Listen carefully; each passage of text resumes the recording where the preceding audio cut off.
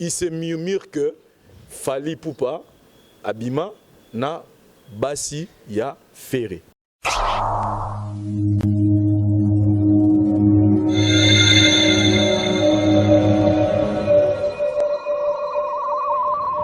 La voix du peuple, oh, la voix du peuple, oh, c'est bien, oh. Nous sommes Go Location. Nous prenons votre talent de bagage au pied de l'avion et nous vous déposons tout de suite où vous voulez, dans les meilleures conditions possibles, pour vous donner plus de temps et de liberté.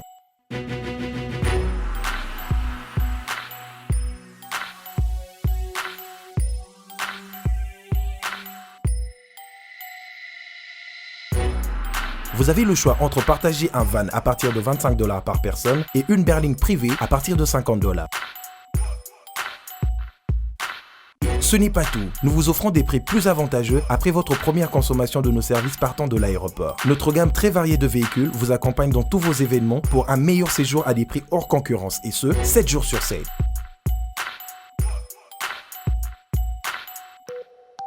Puis, nous vous faisons suivre vos bagages chez vous rapidement et en toute sécurité par un personnel professionnel et très qualifié. Pour plus d'infos, Europe, Amérique, Congo ou golocationrdc@gmail.com. GoLocation, nous sommes au Flat Hotel Lontou en face de ShopRite. Avant, quand je prenais mon vol, j'organisais tout seul. Quand je voyageais, que ce soit en business ou en économie, arrivé à l'aéroport, je rencontrais de tracas. 45 minutes à cause de tracas de bagagistes et ainsi de suite. Et depuis que j'ai connu le service de GoLocation, je peux vous rassurer que le 45 minutes de tracas que je trouve à l'aéroport n'existe plus. Il y a moins de 30 minutes, bagage nana, là plein de bateau, il fallait pas bête. On a pris samedi, à 17h, 17h30, on a tegui ba plan, on a cliqué j'aime.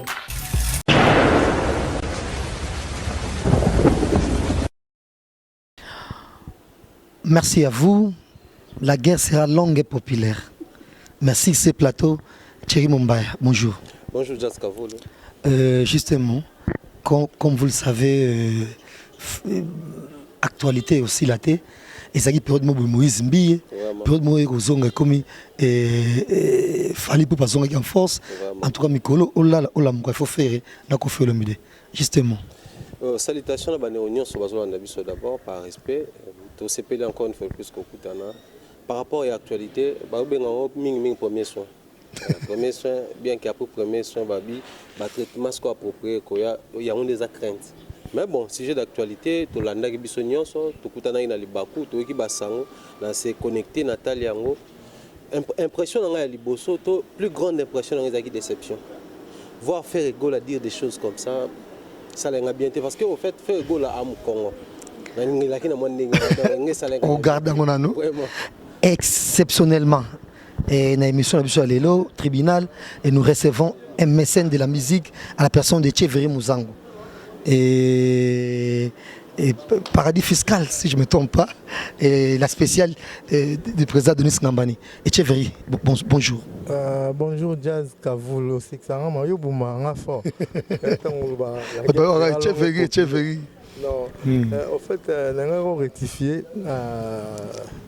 Là, maintenant, il y a pour la musique, on parlait sur musique, vu que l'actualité de la musique est dominée pour le moment comme tout Congolais. Donc, mais il y a un penza spécialement pour la musique, on appelle ça au Congo. Or, musique, la politique, il y a un peu de Hollandais. So, Bétan au Kara et Hollando partout. Il y a une raison pour laquelle moi-même, combattant, ça, musique est bêta. Donc, c'est pour te dire que la musique a tout beau ou l'obélango peut être mort. Donc voilà. Merci Thierry. Bon retour pays à Vincent Chiluzi. Bonnie. Ouais, très bien Jazz, merci. Merci pour les internautes, tous les téléspectateurs. La bicho tout, il y a le monde entier, la bicho. En tout cas, merci. Tous les gens qui sont Mboka. Bicho to bimaki pour na mbetali musala. Donc on a des vacances pénatées, peut-être bakanisa qui a pe manobiso qui no pe maté to kendaki ngana Franks de mai. Voyage est prévu pour tous anayo. Ceux qui makambo comme la guilloté.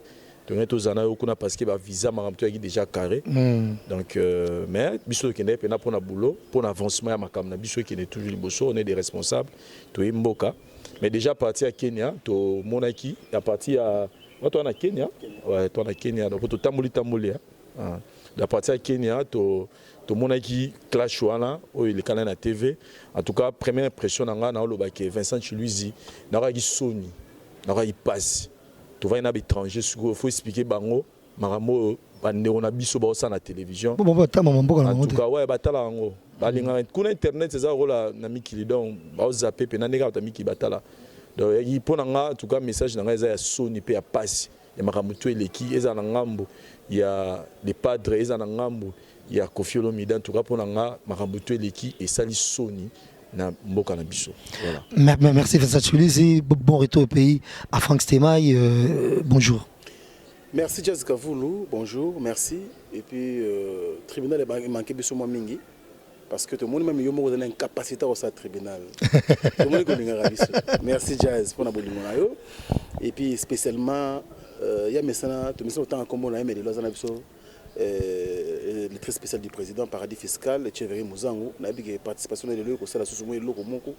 Il y a bien une émission mais grand merci dans le président Denis Ngambani parce que nous sommes là pour Nabokasi naï et puis grande dame Julie Kintima et puis prince Ori Laël Ngambani Coco Mills toute la famille Ngambani grand merci.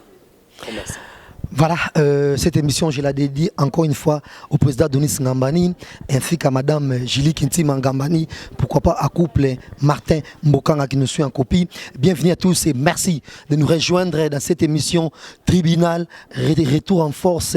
Il y a Franck Stemay, Vincent Chiluizi, exceptionnellement, une émission sur le lot de Thierry Mouzango, ou au Tibongo Paris, et comme d'hab, on a Thierry Mombaya, une émission sur Tribunal Alelo.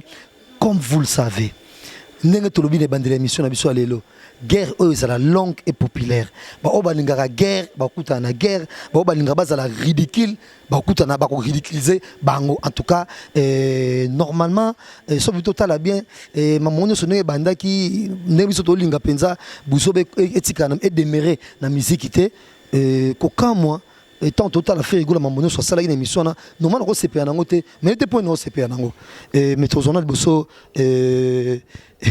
Thierry Mombaya et jusque là mamonyo betamaki wana et il se murmure qui fait rigoler faisait allusion à Rambo donc alors nako donc et ça la merveille Rambo aleki a tumboli faire ezana fêté ezala edi aleki a tumbola faire ezana fêté de peut-être ndoko longo yemoka Rambo basimbi na zolo bazo imiter ndenga yembaka et asala bikok moko boy a donc batunde ba asala ramo na kati donc c'est ridicule et tina point au mais lobby tono zela bakanga faire na aéroport pour soupçon on est zaké mamuza a parqué fa bakanga faire lobby na aéroport et c'est sûr avion et où ta place ba où Côte d'Ivoire ils ont atiki ça si c'est ba avion penza mine était je sais pas si il fait arranger qui voyage on pas fait atterrir na 20h mais qui taille presque 23h0h pour mon aéroport ba okanga même tout et na air wana té mais en gros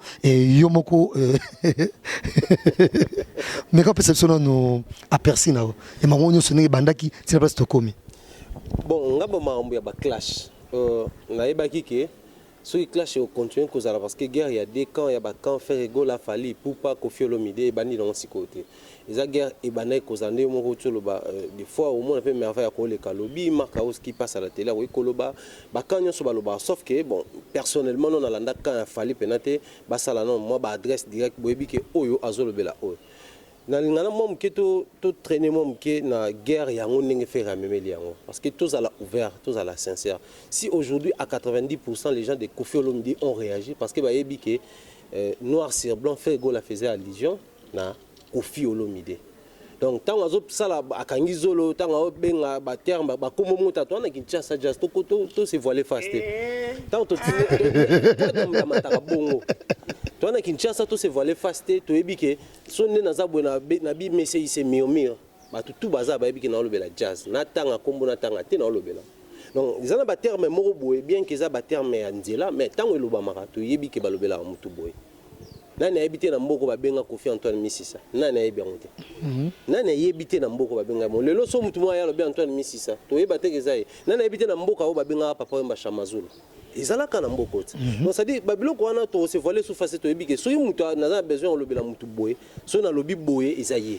Donc on comprend noir c'est blanc que Ferrego a parlé de Koffi Olomide. Alors on a étonnement dans les années. Ferrego là avant de pena, azu pena micro, ba tout n'y pas question, abandi pe koloba mamba bongo. Jusqu'à preuve du contraire, je n'arrive pas à réaliser que Ferrego là aussi peut arriver jusqu'à ces points. Mais pourquoi pas? Bon, pourquoi dans le but dans ce par moment, hein, et ça, bon, la diplomatie va reprocher à la diplomatie me soucier. Mais Ferrego là, par sa façon de faire les choses, par sa façon de prendre les choses, et c'est ça va te belé, bah quoi ça mais bon, je me permets de le dire comme ça, à un certain niveau, on a qui déçu. C'est bien beau Ferrego là par moment, il faut pas répondre, il faut pas l'obara, parce que c'est ce que les gens reprochaient. N'a aucune émission moi l'oba, n'a moutumo entre parenthèses, n'a autant à comporter, mais on s'est comporté le roi quinoa c'était beau n'engeni. C'est-à-dire par moment na moi quinoa c'est repené aller là, un mot peut piquen des baloba. Donc ce balobi n'a eu droit de réponse bien que poliment et tout. Donc, pour moi, la réponse, je ne suis pas contre. Mais propos tenus personnellement, ça l'a demandé mo faire go la pena auto ebike déjà rumbane à la douce yé moko par ndenge on même la maramuna moi ko bomba et ça là déjà moi bien mais faire go tout c'est pele balaxé banda ko ça là bien ba guerre banda ko ba guerre ba bien c'est bon déjà et puis muto ngo sko yozo lobela eza ko fi olomide la même personne boloba ka ba problème muto ko ba problème muto ko ça là bo se permettre lobide bon en retour tous elani c'est la question qui se pose. Mais la paix les lotés. La guerre sera longue et populaire ici la Sikota. On va prendre Etcheverry Mouzango, mais en même temps, moi j'ai beaucoup aimé. Bon, n'habité et je me réserve. Normalement, il faut une linga émission en côté, mais c'est pas le émission en et quelque part, namoni d'habitude se faire les grandes télévisions, il fait des émissions le roi Cindy Lecker. À ça moi mouké, neti asar masumuté, donc bah émission faire généralement ils aura nil son encore là-bas, mais aux émissions bosso faire ça et c'est pas les singa et parce que des fois sur les na caribou variété na place à chrétien ba nina ba musicien il y a des fois chrétien ba journaliste oh j'ai invitation de la conférence de presse tanga ayate des trucs bizarres comme ça donc Ferrego là félicitations balboso c'est pas ça l'émission n'était pas non c'est pas l'émission et Etcheverry Mouzango nyonso eleki yo d'ailleurs aux à Paris connexion tala on ga le connaître maeleka donc nyonso les grandes vitesse nyonso oui mon nyonso banda qui place komi et puis socle na biso ça émission et à Ferrego là dit jamais vu impressionnant. Merci Jazz. Na kisongi no za nango c'était la raton yo ka ko poser la question ya kisongi ba songi bon en fait ngapna nazalaité to ina ba Vincent en Kenya, tout mission pour l'équipe. Bon, voilà. Mais comme tout Congolais, tout le monde a événement, on est bandaki. Au moins en français, la réaction a toujours été plus forte que l'action. C'est-à-dire, tout le monde a une réaction, toute la réaction peut bandaki. Vous comprenez? Au fur et à mesure, il y a une réaction. Il y a dernier souffle à vie, vous comprenez? Il faut faire à mon avis, on a humilié, vivre à propos, vivre en sorte Athénaki, Rambo, Athéna, à propos, voilà, il y a mon avis, on a blessé qui même là, mon avis, on a bien été. Il y a à propos de la télévision, la télévision. On connaît bien notre vieux, il est comme ça, bon voilà. Mais tout tenir, faire rigueur par rapport, il y a à propos de et ça, moi je connais faire très bien. Faire une nature faire en tout cas bien le loté bien la maison mère donc pour moi faire lobanenga lobaïwana c'est que à quand même dans la souka donc bah comme ça qui na bout voilà mais sinon musique na biso nga mon pe na nenga ki songi essaye nango bien pour biso ba congolais to linga na souka ba fitilité tout c'est cacher la face tolinga mambo ezaka bongo ezana ngo bongo nana baswanaki yango na biso sepela nango to mona ngo bien or il y a des choses plus importantes politique amoko etambola bien te mais tolobela ngo te wana tolobela ngo ça émission politique non faut que bande connaître basala ngo déjà biso ça émission politique te quand même ndeko les autres basala ngo ba nombre de vie ba ndeko les airs ezana ne monter non ya biso bazaka tamsu ndeko les airs na moko ça na Belgique bo Fabien ba on basala pena politique ba comme on a 30 000 et quelques. Mais ouais, mission c'est la musique. Oh, bah finga mutubo, mutalo dédicacé maman mutubo na télévision et na internet. Au moins la nombre la vie. Au moins la que notre toro comme 80 à 100 000 parce que biso va congolais to lingami mi va fitité. Et puis les missions ont compris. Et ils ont compris. Tout l'ingapé politique mais to banga c'est tellement ennuyant, bah tu la poison donc tout l'ingapé sauter et on te sur musique généralement voilà. Jazz vraiment en tout cas. Là aussi Olinga bongo. Papa c'est on fait ça. On va pas faire ça chez lui. Voilà, Jazz Kavolo, si je, en tout cas, pour la bicho, tu vas bien à Ibiso, tu vas bien à Tupse, non, il faut tout zone à la kin, parce que Jazz a la kin, bicho tout ça koto. Et puis, il y a un moment à bicho pour la réflexion, tu vas neni toro comme Marambo Jazz, on a vraiment pragmatique. Non, avant de marambo tout na lo ballon, on a souligné que le mot pour na personnellement pour déranger déjà tout le monde dans le basico, c'est que biso to araba ngana réaliste. Nga so muto sa marambo bien na lo ba ça bien. So ça la faux na lo ba ça faux. Donc fali pour parler lo. Aza star oyo toti ba mboka ba friki toto tambola. To kota na baka. En tout cas, il faut être réaliste. Musicien, on a eu belé na mituka le gafale azate. Musicien, on a eu na aéroport, il y a Kenya, Kofi. On a un aéroport à Kenya, so na ko sa bomba le bazar. Ça dit, toi to komi lo liboso, toi to komi to kitana bango. Ba soda ba ici so abi, boya to la seule place Kofi, to tuni bangote. Donc ba congolais, boya to la seule place ma Kofi à Salagi. Des déplacements mythiques. Et comme placement pour avoir un placement touristique, il doit avoir l'accès pour les Congolais.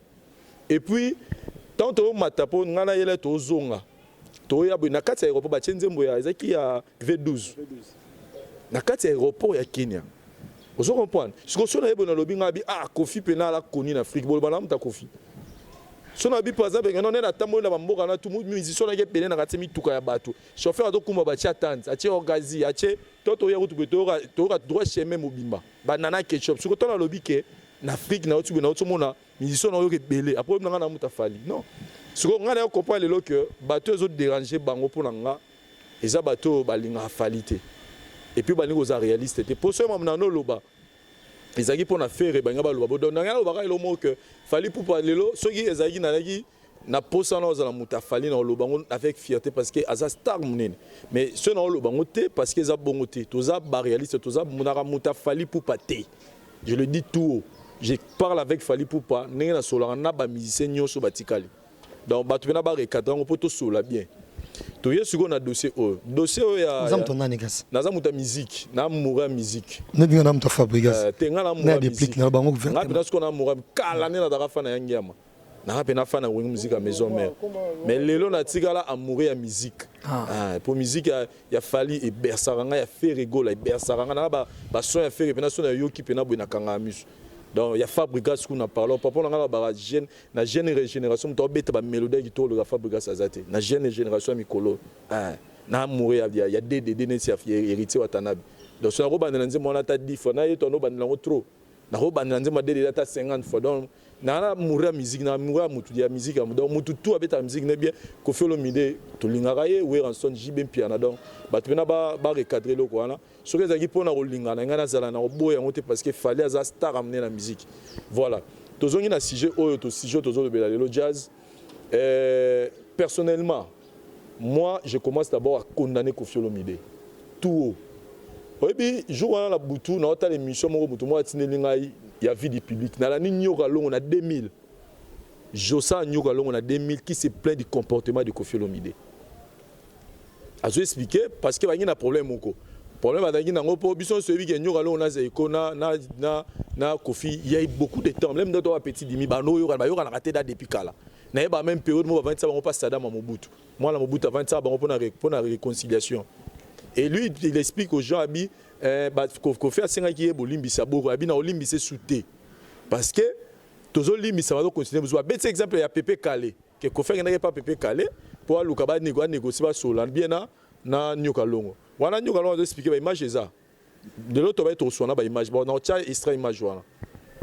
azo expliquer abi tango ba solo Pepe Kale c'est bon Pepe Kale sengi DVCD à noblesse oblige yazo ke na ba bimi Pepe Kale pe ses petits frères ba kende na chez na parler ba zo cede ta ba zo na nzela ku tena mutu moko boye Koffi ani suko population nyoka longo ani suko population na nzela déjà nzela pecha so la zo ave mais mutu ka se que no pardon mais azo population donc surtout bandi banda makambe banda et là on a remarqué pas Koffi Olomide le les que Koffi Olomide il s'est fait pour un innocent mais il est responsable de beaucoup de choses donc Sur la scène likambo azonga Simon dirait que on dirait ya scène le témoin la mawa.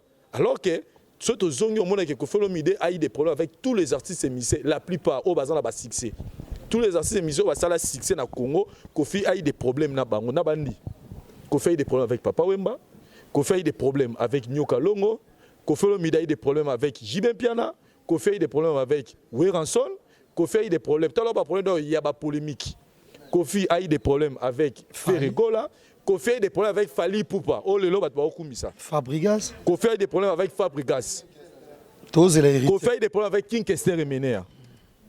Vous comprenez? Donc, moi, je pense que le Ferregola, Salayi Koffi, n'a bête dans ma beauté pour y aller.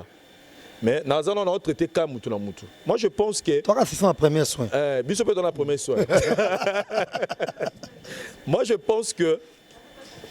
Et loko et salamagi pour na Koffi Olomide nanga munae il fallait pas attendre réfléchir pourquoi ezala kaka moni mutu soko ozaki moi sozaki na mobile boye na mobile o pesa raison ba ondima yo ba moi si malamu mobile mabe soko olinga na mbala mibale moi si malamu mobile mabe mais soko mi na troisième mbala ba yo pe niroza ma problème vous comprendre ce qui yaki que Koffi azala kana bien décédé na bato on allait comprendre. Il y a des gens qui sont là, tu as des guerres, il y a des Koffi na papa, ouais, ma niveau est kenda. Tu as des guerres, ce que Koffi Olomide quand il est mort sous, il y a des gens qui sont là, Maïcha Park. Teto Sangana, Taliban, Félix Oazé quoi. Félix Oazé avait des problèmes. Donc, tous les Redi Amis, ils ont eu des problèmes avec Koffi Olomide. Donc, c'est le scrum. C'est le scrum. Donc, en tout cas, donc je te dis, Tokenango. Moi, je pense que Koffi Olomide, en ce moment, tant que Ferrego, la remise à niveau, imiter à Zolo, il s'est dit, Koffi Olomide, on ne peut plus le trouver dans ce genre de choses. Koffi est resté le seul vieux qui nous reste. Icône de la musique dans l'Afrique. Il est face à la papa, il y a des musiciens. Parce que Mouton a joué rôle dans les Papa Wemba. Papa Wemba, je pense que même il y a Koffi Olomide qui a un problème Papa Wemba. Il a annoncé, il a dit ça ouvertement à la conférence de presse à Salaki. Donc ça prouve que Papa Wemba Koufa a bien à Mouton. Comment il a penza papa dans la musique à Congo. Que les musiciens qui ont consulté s'il y a un problème. Mais est-ce que Koffi Olomide na minute au misa ou consulté? Oh, na niveau ya komi. Toti libana papa ba ozo respecter type wana. So tuni mutu atuni Congo, tiens congolais, le pays de Koffi Olomide. Ça nous fait de la fierté. Ce que ba yo mona ce Koffi Olomide ngo ba bazo mona référence à musique na biso, moi na muto ya futa salaire na mbongo na musina orchestre na ye, muto a aida pour asomba lupango ya place avant nara.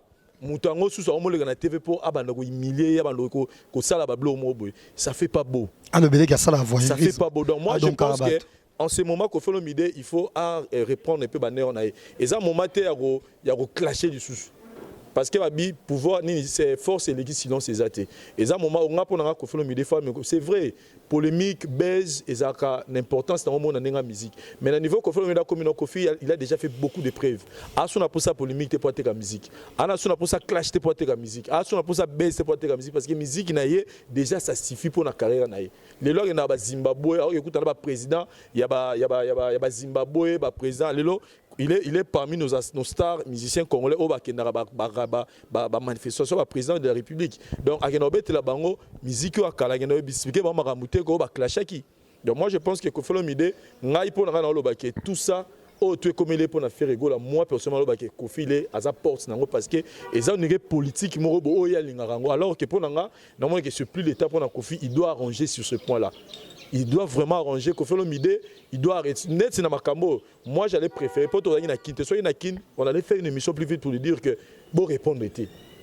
Bon répondre était pour toi Luka makambo ça va bien. Tu y na ngamba faire rigoler. Tu y na ngamba faire rigoler pour dire que faire rigoler moi personnellement na rolo ba que jour on a fait rigoler a démontré qui hypocrisie naé. Parce que faire rigoler il voulait nous faire voir à la télé que Aza Saint il y a qui par makambo autre le bango d'abord on a vana imien que faire rigoler à l'obaratin avant l'année kimia on est mutuo batumbula kaye tout ça moi je pense que yé mora aider biso pour comprendre que annonce la biso hypocrisie parce qu'il a dit tout makamino son marque à oser au lobaka ngam na tindarai l'erreur que Ferrego a fait na carrière nae na etali makambo etali ba clash yango wana. Parce que s'il était sage, Merveille Rambo allait dans la mission, il dit des choses au monde on peut naïe makambo ma kasi. Mais tu verras nulle part que Ferrego vous dire que ngam natine Merveille Rambo lo makambo. Au contraire, moi je sais même que Merveille Rambo a été suspendu par Kofelo Mide parce qu'il avait clashé sur Zachary Bababasso. Vous comprenez? Donc, on a clash wana, yo étant que leader rôle ouvertement boité que ngamutu natindara ki ngandi aleka bando finga donc pour dire que Weranson Sankara de kuta finga rabato ningo sa biso comme il faut toloba que Weram taloba mais boso mona Wera na maramutu Sankara sala Wera leki na télévision lobi que ngam natika tinda Sankara de kuta yango garda respect à Wera. Donc pour Nanga Touga, Ferrego de ce côté-là, il avait mal pensé Yaroloba Bongo. Et puis de l'autre côté, il a été mal conseillé pour aller au clash. Et je pense que staff naïe va contre Mambo Asali. Je suis convaincu de ça. Que staff naïe. Et puis il y a moro nanimi souta otiko sa sur Bablo Asali wana. Parce que mais pas qui prenait soin de la traitement. Deuxième soin existait. Peut-être dans la parquet.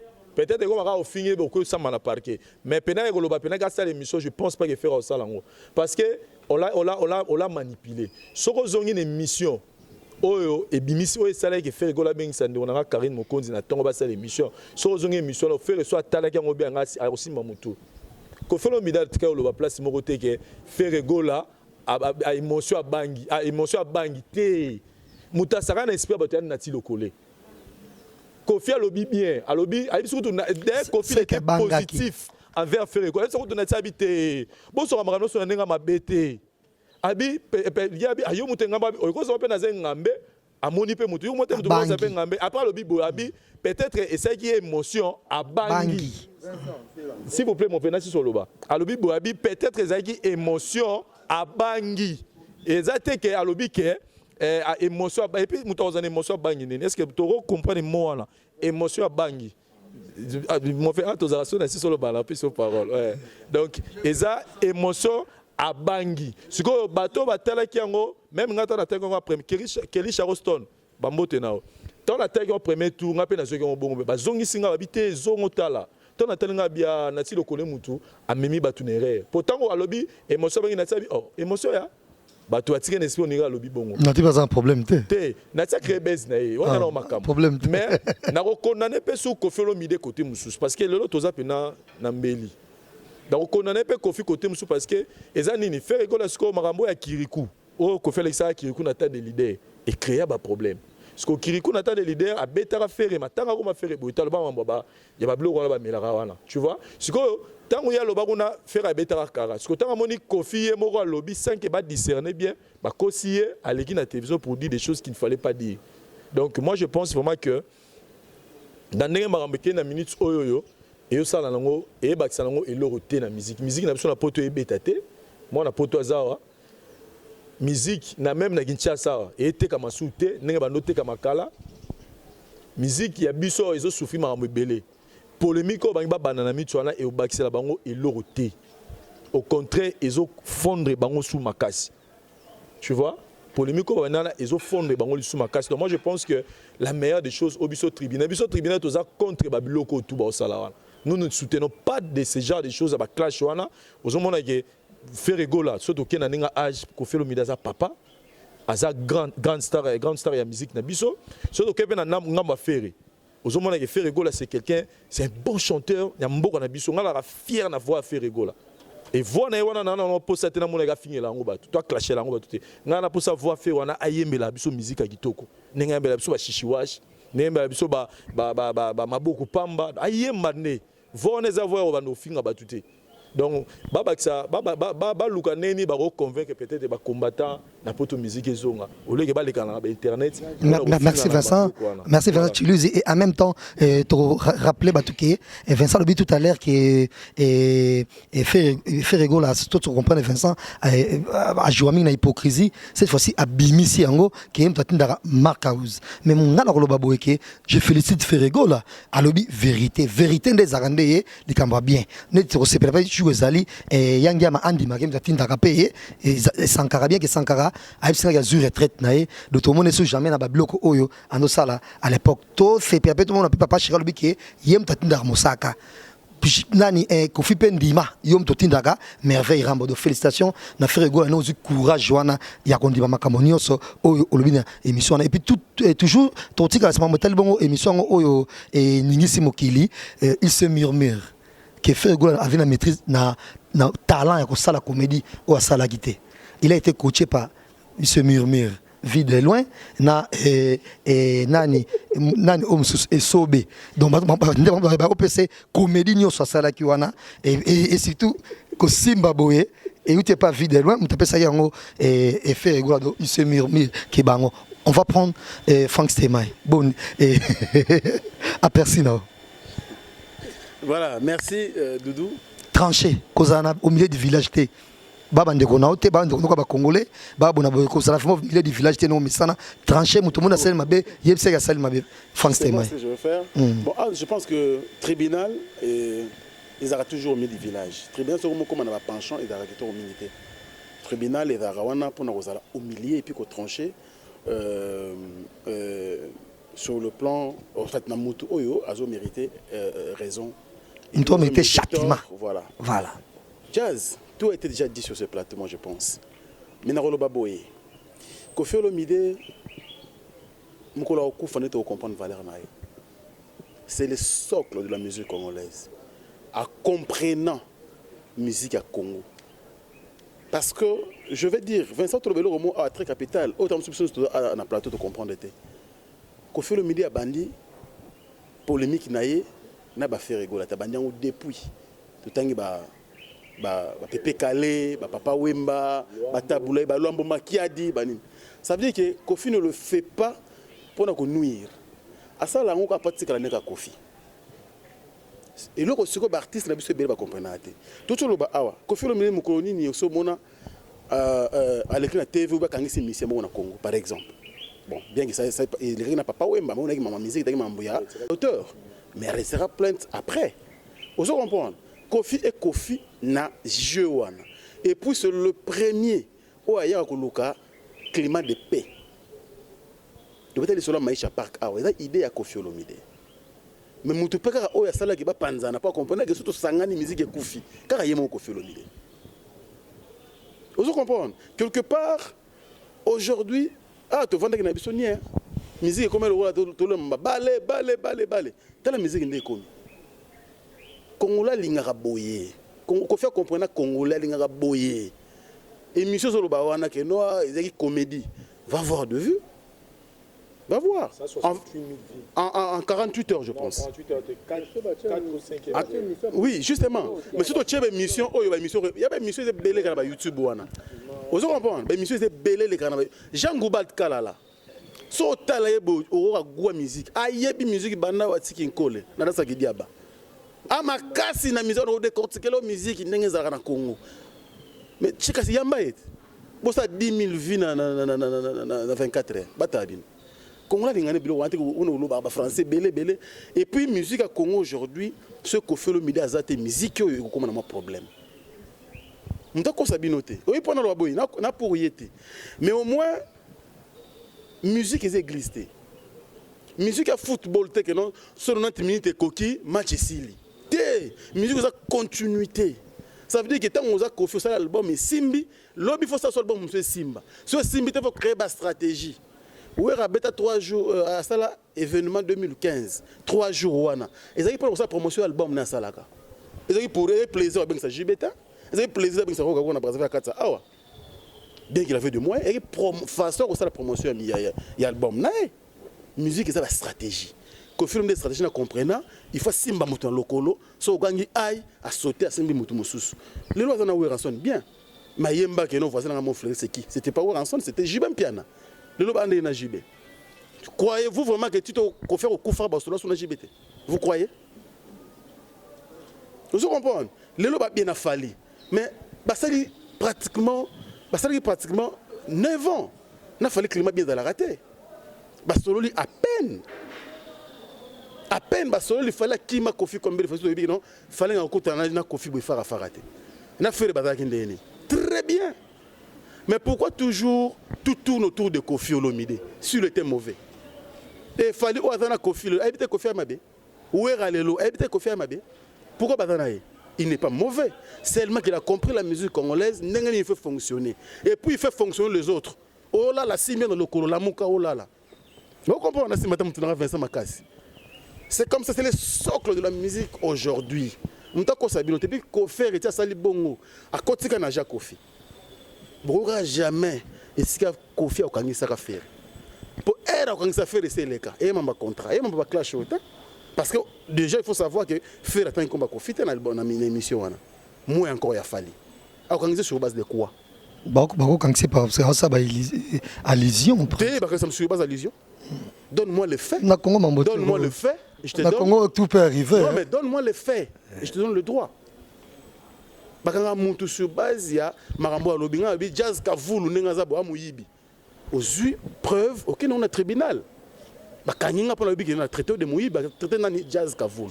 Mais sur lobby monsieur murmure. Yom to créer mo na sur murmure. Moto rose na sali allusion na yo. Bato bayibi na lobby liyo. Mais na tribunal ba mona ta. Babi que sur murmure. Oh. Pesa ce passeport na yo. Batela bo comme no dudu jazzme kavulu. Papa oza yo ba okanga, peut être de dommage nga. Alors tout comme sa musique et là au moins encore micro journaliste des grands albums pour ça va dédommager bango et voilà vous comprenez tout comme sa musique notre que maintenant boité s'il vous plaît marambo e banango lelo te moni biso to vandia mambo to sala oyo ezana bafina biso le concours pour basala ngo bafina biso didune ngumba basala kango o ba manda chebo basala marambo to sala lelo ba luka ba comme sa musique lokola moi monde mo intellectualisme et dans journalisme était oh et dans ndoulé na ndoulé et dans autorisé mais la likaya na siège à musique juste zo bien vous comprenez na ndoulé est obligé ba nganda mo wana bateka malewa bateka masanga et dans l'église donc attendez-vous à tout dans la musique et croyez-vous que tant on fait la salon avec manquer faire respect Kofi respect pour regarder ah papa Antoine té alors la Kofi tant qu'artiste et musicien mais qui bon moto ma bendenga zo reprocher ça moko là je m'adresse directement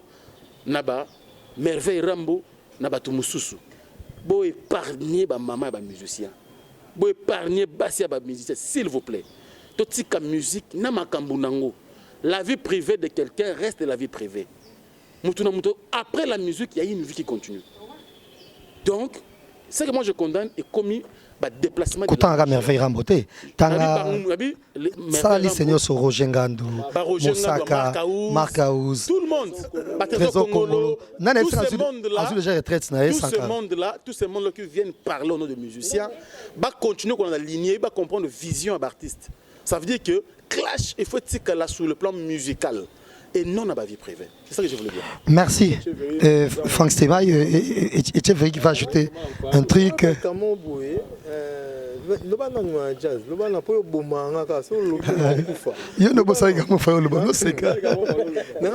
Par rapport à on a remarqué dans le milieu surtout il y a la presse na ba invité na bango et comme na moi facilité moi ya ko dédicacer ba nzoto ba maman ba tout donc il me voilà tout comme la facilité na on a habité ceux qui euti wapi na habité ngaso na habité journée na lobango pas muté par rapport à ya maman mutu na mona ko lingi na lobi na maman langa voilà on a loba vraiment na habité ceux qui na ba loba question ngo boma mboka boma dans l'éducation genre à 20 ans so bo détruire l'éducation mboka ne Congo ekebo donc et kufa so bo bomi Congo pendant 20 ans ne kufa l'éducation zéro après pour nous reconstruire Congo les sous autres zélé comme bien papa il fait ça à 40 ans des fois à 20 ans bo bomi en fois D et ça a arrêté le tout comme on a bateau ba ko éduquer biso neti nga yebo na télé na ko na finga maman mutu non je peux pas le faire ils a le quoi na ba maman nga il faut tous à moi na bino neti ba bato presse ne bo ya ma invité so moni mutu au sala fingi maman mutu faut zonte na nzela fusion na nzela alo ba maman mutu na nga sali je va comprendre quand ingratitude ba musicien on a le baron chaque jour puisque nga 8 millions là bien jour bato ba comprendre combien de musiciens sont ingrats. Déjà, ils sont ingrats. Ils sont ingrats. Ils sont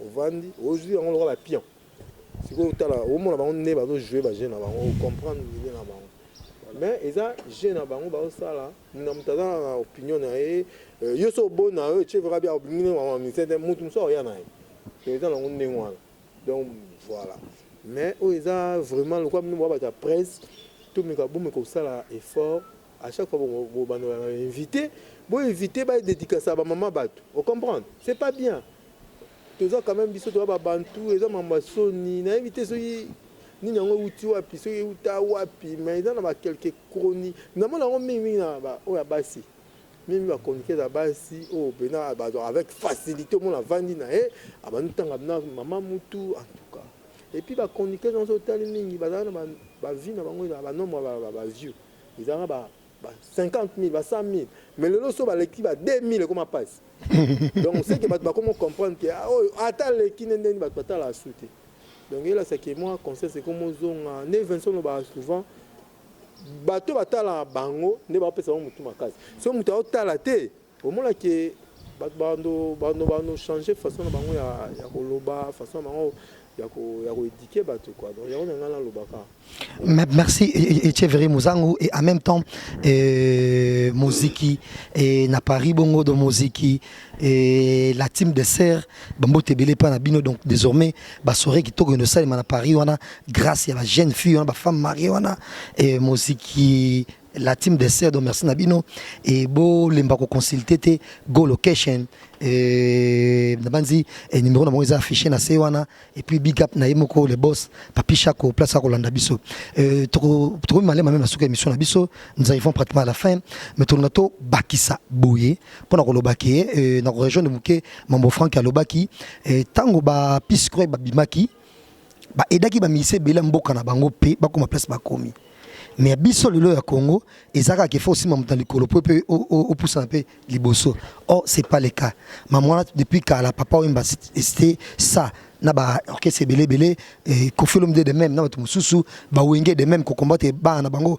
o ba bimisa bango moko to mawasiko eza na faire na fali bango ndefu ba aider ba jeune o bazana sima pour ba évoluer mais to sentir que ba jeune nyosoyo ba na sima oh donc l'avenir de la musique na biso donc je vois Fabrigas héritier wa tabana mtosel sabangote donc muto aider bango azate donc na minute to mo no grand na musique ya Congo te grand azate et puis muto ba rolela kwa papa Mbappé azate papa m'a lila ki papa m'a po attaque mamono danser akoma ki vraiment belé ba ranki na tika ki bona boye et on ba lila ki dignement muto lela ma kwa papa m'a na minute non mo non te parce que génération tout dans tozui fali tozui ferré to maintenant ba ya to likolo ba osala soni na musique na biso ba osala penza soni na musique na biso nous arrivons pratiquement à la fin de cette émission on va prendre Thierry Mombaya le bano asuka et puis na sije na biso et puis maman Falian à Londres bandi en Zangate.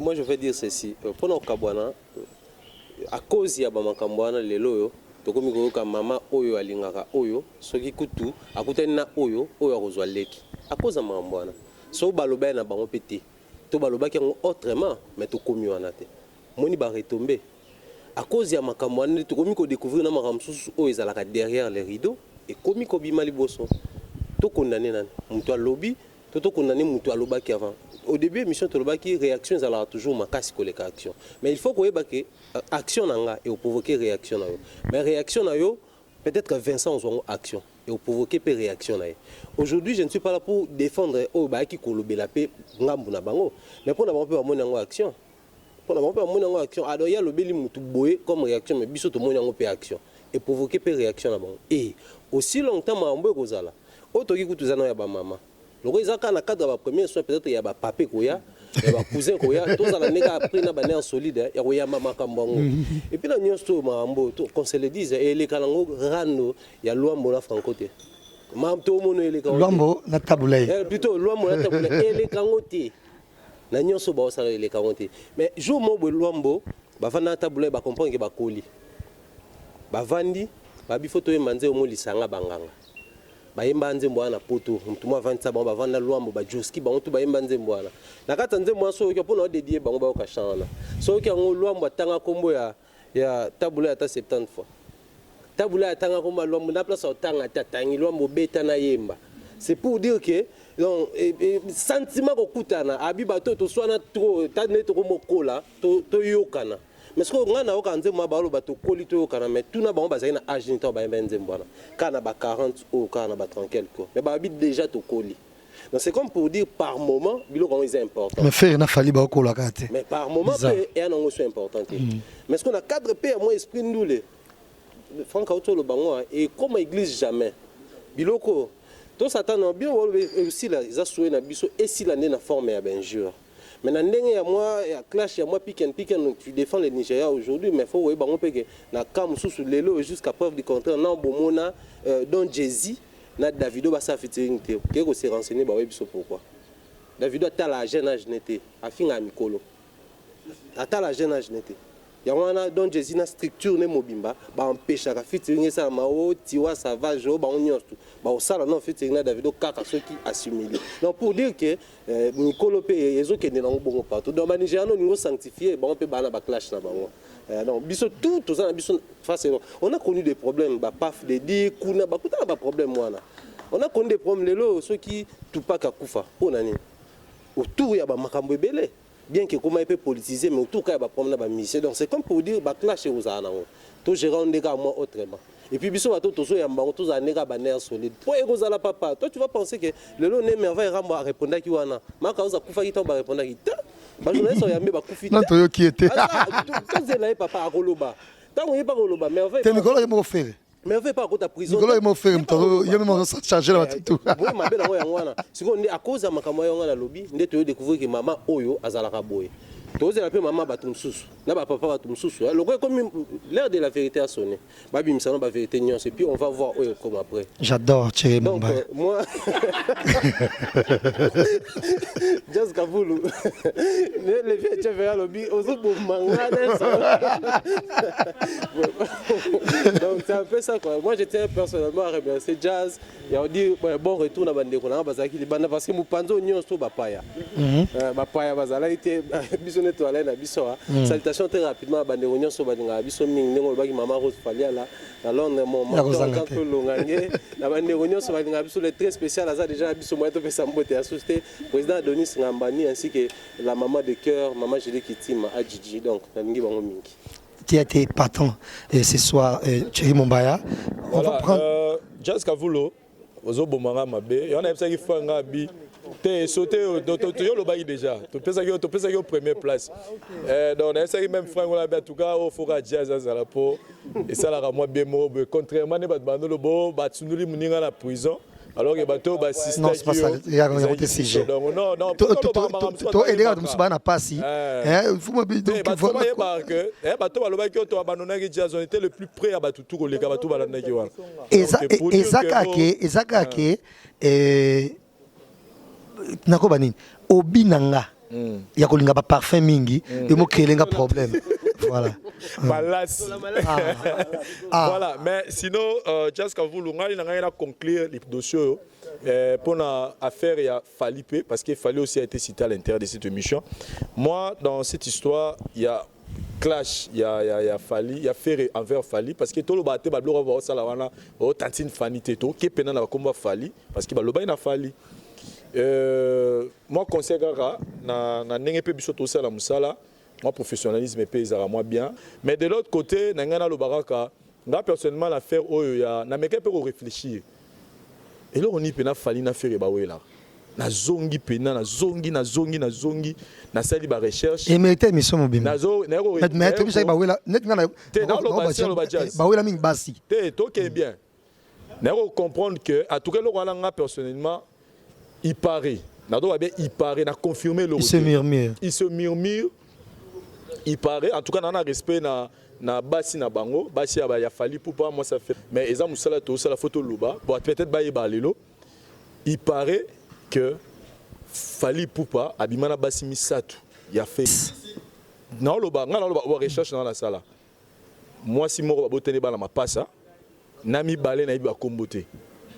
Vous comprenez? Abimana bango place problème donc marambo les pâtres alobaki une mission na yo wana eza lokuta que oh non à mon avis ce qui fallait autres chez Moussapi tout ça on les a lokuta on les a monté à toutes pièces il se murmure que Fally Ipupa abima na basi ya ferré et parmi basi on a mort kuta botene bana mapasa donc moi personnellement na rolo baké Fally peut quelque part à ça la faux na condamner Fally mais faut on a tinda Fally ça n'a qu'une malé médias te ba rotina yo pété là yo comprendre pas ni faire finga Fally PD c'est parce que ça passe à kanda au mona jomo boye ozoka jomo mabna ke joyo to beta musique biso mbale to ami bali biso mbale mais à se permettre obimana moi si nanga on a botisi bana moi si na tiena parler à se permettre à ceux qui on a pété à quel luga susu basi mususu pas bimana bango mais pas luga basi quelque part au moni ngale on a comprendre pas ni Fally faire à se permettre à finir Fally pété toi ba na comprendre bien donc mais moi personnellement en tout cas ba comportement dans la musique photo tikango moni moi ça ndeko na yo moi ça bimana ndeko na yo il faut quand même payer moi considération à la cas surtout qu'à botane bana donc il n'a pas ça de comprendre donc reprocher Fally Ipupa que comportement en tout cas ils a bien été ceux qui dans l'avenir écoutent les kamabongo à salangote et nangamba faire rigolo la peine au senga na ye silence les gens n'ont ceux qui conscience est moro mambo toloba ya yebi ko lega biso je pense que et lâche et mise faible ceux qui lelo ogi mutabima na mwasi na yo yo monique meilleure façon de répliquer envers ils ont les grandes so finga et PD monter que e wana yo ne ba bingo PD parce que comment PD go bimana mwasi na yo comment Patrick Sekaima ma bimana mwasi nanga na retrouver ngo bizarre on comprendre donc on retrouver ngo bizarre donc et misanga le roi yum adaba donc yo ne mutu o bango mutu miso lâche on comprendre donc pour ngai faire sera ça un jour ba clash na Fally asana ba forme mais atika utiliser terme parce que yende zo sope parce que ba mutu obenga PD abimana basina yo au moins les autres diminuer quelque part donc on comprend donc pour dire que a kene bongote mais nanga voilà na kene na cadre et puis nanga mupeka ya polémique na bango moi je pense que tant bango bazoloba ke Fally Ipupa à Zofing d'obliger à moi ça va journaliste Jazz biso to biso slovène to bi que Fally a fait plus de 2 ans les canaux na télévision té moi c'est j'ai ya ozana lelo trésor congolais remis bête no pour anipo avant to ban émission to lobini to ça l'émission to lo ba marambia maître Gims avant parwa nyatarek to bi to lo ba marambia émission ya maître Gims mais tant to ban émission yo to tous maman maître Gims a mo finga Fally ce que pendant que finga Fally ça y au moins 2 ans à l'écran dans la télévision té ce to bito répertorié des missions oyo Mark House na trésor congolais les cas ba clasha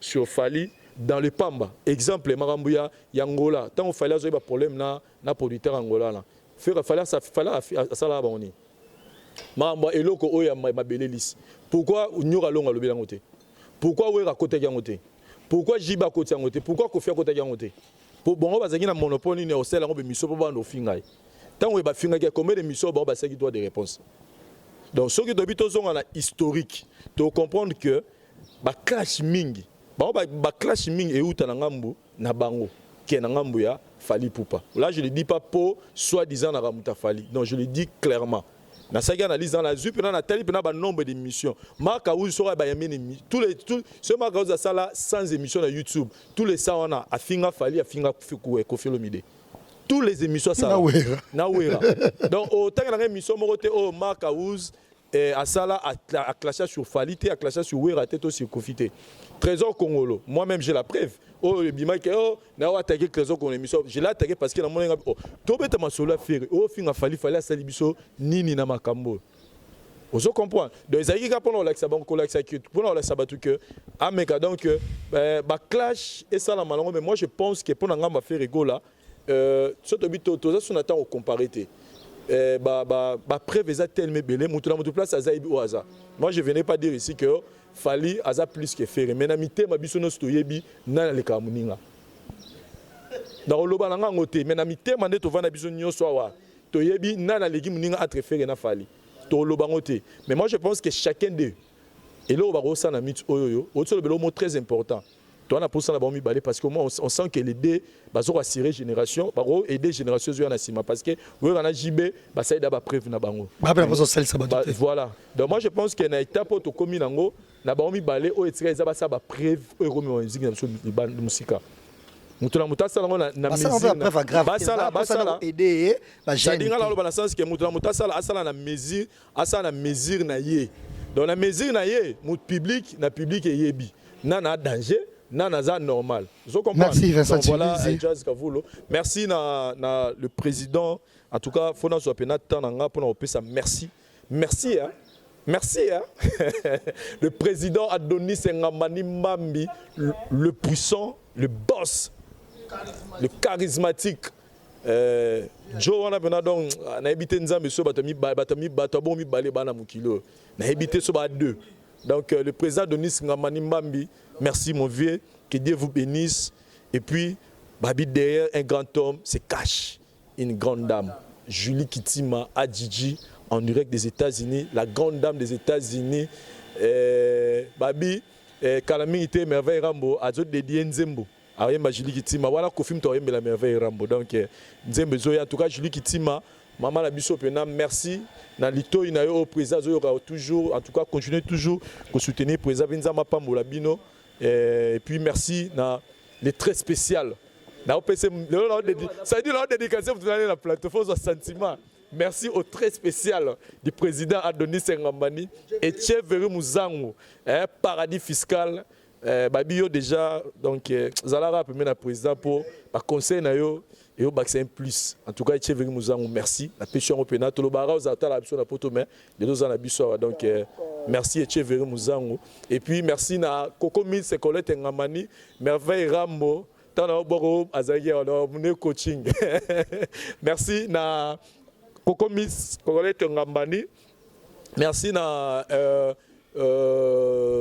Nicolo Batubaza pena soute chombele mutu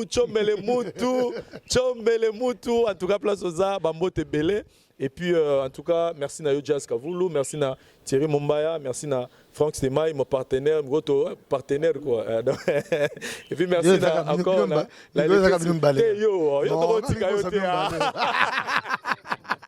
voilà. Voilà pour namone qui est presque Vincent Azui temps où il fallait aller au bas et ça allait bien moi temps mais mingi benate et je voulais dire que pour conclure na dossier ngo pour na compte nanga na lobaki bien que ba clash oyo il banda depuis mais il faut ba retomber nango ezanini donc et souka entre les artistes et musiciens tu épargner ba vie privée à Batou, basi à Batou, ba maman à Batou, bana ya Batou, bandeko ya Batou. C'est très important. Et plutôt bossa na moi muké makanisa okenda toujours parquet. Et aussi qui to komingité parce que on est muto même na prison za kwa bomi a tcho jambeli. Jazz Kavulo, humainement parlant et si tout le monde en musique, humainement parlant, muto ça traduit dans la justice, ça veut dire qu'il y a même peine ici ya passi. To bossa na moi ndengo na soko yebi ki okokano makambote kolobate. Vous comprenez? Bref, je prends un exemple, il y a JB Mpiana par exemple. Je crois, à coup on appelle maman Ibele. Il y a clash, il y a télévision, même bis ça, il y a émission, tant que pour un album, ça traîne. Je pense, silence n'est pas bis pourquoi garder. Mais c'est aussi l'artiste qui a moins de problèmes. Moi je pense, ça m'engage. C'est l'artiste aussi qui a moins de problèmes. À ça, la Maramunaye, à ça, la mission en Angola, on a mis Genyema. À lobby, bocha petit maman à lobby. Là, ma vidéo, awa, na fingiété, bocha ma jib Mpiana. Et ça a été fait comme ça. Je pense que c'est logique à bien. Pour nous, lobby Kofi Olomide reste le socle de la musique congolaise parce que il sait manipuler l'esprit des musiciens au Congo. Et ceux qui comprennent, ça veut dire que quand on a jeune, vous avez un problème.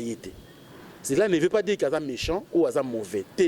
Il joue pour qu'il y ait la Kofi, à persister, de génération en génération. Si on a Kofi, à continuer sur le terrain, c'est retenir nos caca. Mais le oyo, le roi de la forêt, na Kofi. Ba fanatique maison mais ba otabiso. Ba bien. Lobby, ba fingate. Ah, comment pour moi faire sur Kofi? Le lobby na bango bien. JB Mpiana a se retiré pour rentrer dans zone bien na Kofi Olomide.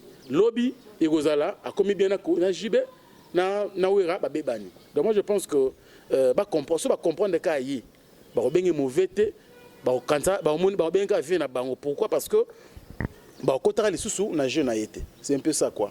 Donc on a condamné tout le monde été faire et tout Kofi, j'ai pas de condamnation à faire, c'est le macaque na meko analyser selon qu'est-ce qui fait qu'il y a clash et puis to boss ça n'aura jamais qu'il y a clash et que si là jamais. Quant aux journalistes, moi je pense que tu épargnes à biso bango. Parce que si on a un métier very mouzan le très spécial conseiller na biso, si on a mis na plateau et qu'il y a fingane batuté. Attends na pousser à finga batu, à fingate. Je pense que c'est ça. Mais ceux qui montent dans les canaux au finga, à te retenir il y a fingate, à clasher que l'homme beaucoup les cible naïe. Moi je pense que c'est un peu ça donc ma musicien, ma musicien, ma famille batu, c'est un peu ça, c'est mon dernier mot. Je remercie le président de Denis Ngambani, Azali, papa social. Merci à la grande dame Julie Kintima. Et puis merci beaucoup à Coco Mills, Colette Ngambani. Pourquoi pas aussi Prince Ori, Laël Ngambani, Mbambi. Merci pour tout. Le très spécial, on a déjà tout ça, les mango, Toranaye, te bétaron aussi dans Dakar. Et ça, l'Arabie déjà bien. Et puis merci beaucoup, merci pour la première dame de Lausanne. Et pourquoi pas aussi merci Alain Dinamo, l'homme au s'oppose agréable. Moté Maman Jani Samba, merci beaucoup. Et sans oublier bien sûr Batunabiso à Kenya, Vincent et à Solo, on s'est biso vrai bien. Je pense bien sûr à Ange Mbedi, Ange Mbedi, Rambutu. Et pour le robot, ça a pété Laurent, merci beaucoup. Guy Laurent, merci beaucoup pour tout. Et pourquoi pas aussi mon boss, lui c'est le producteur, on l'appelle bien sûr Luki Abdul Obat. Merci pour le soutien, mon boss, c'est le plaisir. Ah, on a Kinshasa, on a pensé directement à David de Loutete Gaucho. Merci beaucoup, les sans difficulté financière, on est toujours ensemble. Et puis dans mon nié, on a Fabrice Nteka, le boss américain. Mouninga, bien sûr, il y a Papi Mamalé depuis la Belgique. Merci à vous. Et puis une équipe dans Africa Info, quand même, Bassai Moussa Makassi. Merci beaucoup à l'américaine perdue au Congo, Gloria Olangi. A retiré toujours, on a des soldats, jamais. Président Reagan, merci beaucoup. On est toujours ensemble. Depuis Maïle Sadiki, mon DT, on est toujours ensemble. Merci. Guy Laurent, le prince de Nairobi, Guy Laurent, et puis Ange Mani, donc Babi, Guy Laurent, et puis Angelos, Guy Laurent, le prince de Nairobi, Bamote Belé, et puis je vois Commandant Poupou, Bamote Belé, donc on a staff photo, on a Kenya, staff Nabisoana, et puis notre vieux Luki Abdul Obat, donc Tolala bien, Tolia bien, Tomela bien, Tozonga Ipe Gishasa bien, en tout cas merci. Félicité couple, Martin Bokanga et puis Carmen Fontex et puis Martin Bokanga wana partenaire à la voix du peuple et à Gossip et puis Africa Info. Donc Martin Bokanga et puis Carmen Fontex wana ya biso ya parler donc soldats américains ba motebe place bazali. Voilà et Thierry Mozango mais en même temps être babongo clin d'œil na partenaire Patrick Moulele tobo sans jamais David Loutete Gaucho Babi donc David Loutete et surtout le président Donis na niveau David Loutete baba jeune au baroya va président Donis ya lobby donc félicitations et David Loutete et puis à mon ami Trésor Mukuna les valables place à la émission monsieur lelo et Thierry Mozango au sikabiso musika lelo c'est qui de près vraiment le na vivre Vincent pendant le Nathalie Vincent na moni position na ye pendant ngeza la lelo pour à la fort pour l'instant la musique à Congo na lo ba sans marcher le mot number 1 yo posa profile te number 1 c'est-à-dire quoi soto che profile pour faire là yo ka ba se plater se plater ndé pour le big fallait liquier te na bite que fallait liquier pour ni zeno atiko koko tanga la zone non numéro 1 oui zela omoni vie na vie à des hauts et des bas zela nani Vincent dans la vie il y a des hauts et des bas pour l'instant c'est Fali. Toujours à Vincent na star na Congo. Sur le JB tout ce là où tu et à voir à l'équipe JB. Pas maman, voir à l'équipe JB. Le problème est ça que Vincent, problème on loba au moins pour l'instant. Fali à niveau international. À numéro 1 na Congo. Vous comprenez? Mais tout le cas, on a pour ma musique qui n'a pas monté ma musique à loi, on a rendu un gras. Le talingaté dont on a besoin d'avoir monté, non, le roi motal. Donc dédicace à l'Ibosso, on dédicacé vraiment. Donc n'a évité pour l'anga. Dans ce pays-là, trop le roi national qui n'a président, il est mon godon. En 2018, il a candidat à la magistrature suprême. Donc Josega va venir. Donc président Denis Ngambani Mbambi.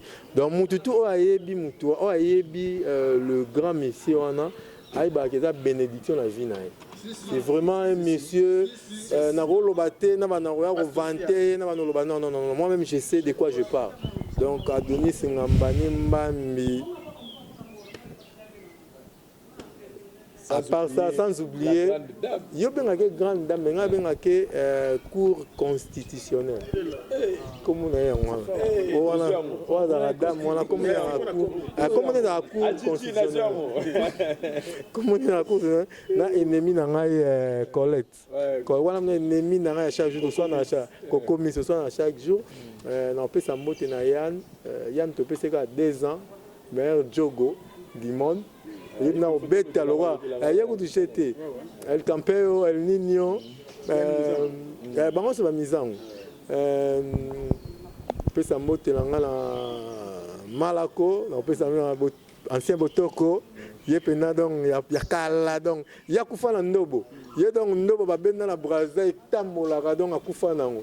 Mais Nani sous Kobaye la gazelle. Il y a mon avis sur la Nani.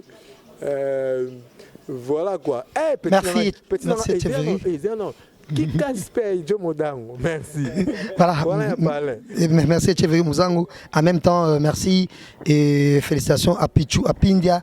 Et pourquoi pas, il y a des gens qui accompagné Lelo, on a émission ça Lelo, et président Rigen, Gloria Olangi, et Mike Longange, merveille. Merci Nabango. Et on a dit que émission ça Lelo. Déjà, tu me ramènes total là. Kouera, Kofi, Fali, Basali, Maïcha Nabango. JB, jusque-là, Bazaka Kana, faire.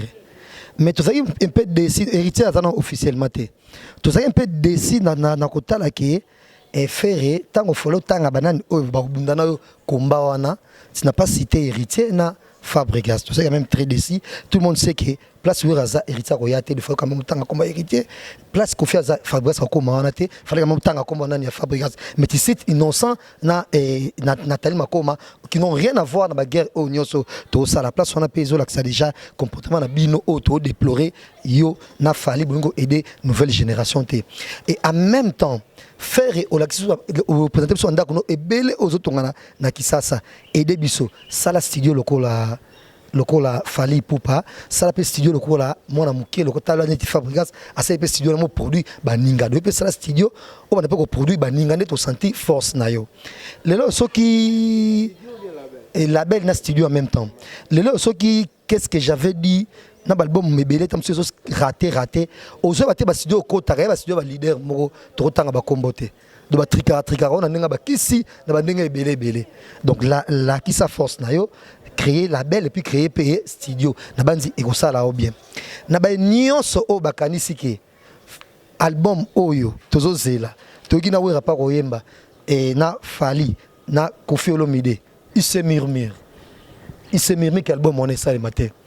Merci na bayon sobande mission Lelo, grand merci na Aimé Bidocha Autoroute, merci na Salim Kapesa, merci na JC Chombele Moutou mon ami et na bossa na jamais Mr Nanga ana Kinya Bankale, Guilain Fikoma retirada passa Rolandanga et merci également na Galia Titana Hervé place ba la émission ya kitoko au tribunal dans la voix du peuple bien sûr mais déjà lobby ko yinda na CPI na Gossip DRC News et merci Penza Sousou na ba Mr Nanga donc bref Kelly Charonston et Patrick Emoule les partenaires et normalement ça n'a jamais Christian Descordes na musica et puis na ba nyonso o ba le prêter so main fortité normalement ça n'a jamais mère nanga Mama Rifa na Londres pas ça au talanga et merci peu de quoi naye et nakoba kero mutango silia moyen Kilabax Junior mes condoléances et na liwa bongo ya Charlie Mobutu donc merci na ba nyonso o ba on est s'abonner dans la voix du peuple et puis na Info Mondial et na Africa Info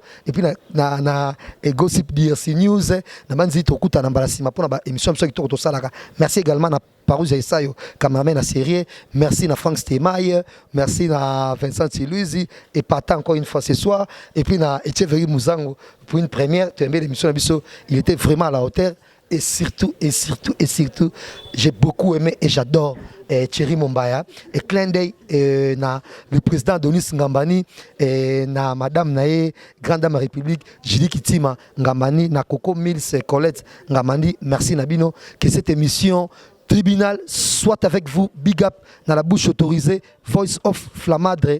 Au revoir. Nous sommes Go Location. Nous prenons votre talon de bagage au pied de l'avion et nous vous déposons tout de suite où vous voulez dans les meilleures conditions possibles pour vous donner plus de temps et de liberté.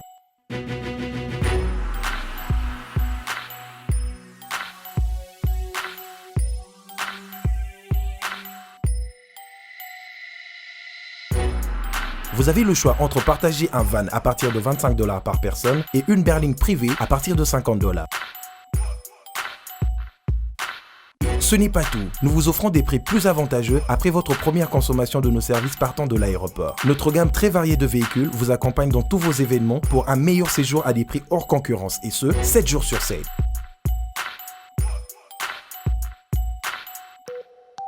Puis, nous vous faisons suivre vos bagages chez vous rapidement et en toute sécurité par un personnel professionnel et très qualifié. Pour plus d'infos, Europe, Amérique, Congo ou golocation.rdc@gmail.com.